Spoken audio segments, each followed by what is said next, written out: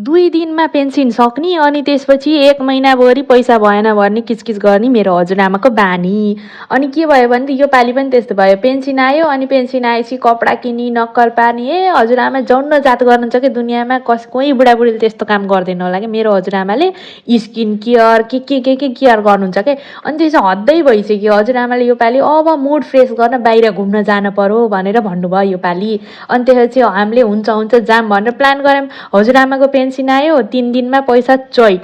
अनि हजुरआमालाई त भयो घुम्न त नजाऊँ, अब फ्रेस हुनलाई के गर्ने होला, पैसा पनि सकियो भन्दै बाहिर भित्र गर्न लानुभएको थियो। अनि भाइ ठ्याक्क कलेजदेखि आयो कि।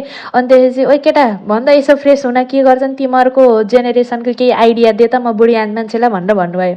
अनि भाइले के भन्छ आमा त्यति पनि फ्रेस हुने के पैसा जान्छ र, जानु न कोठामा गएर पङ्खा चलाएर मस्त सुत्नु, उठेपछि फ्रेस भइहालिन्छ नि भनेर हजुरआमाले त्यही 7 नम्बरको चप्पल मुखमा चिप्काइदिनु भयो।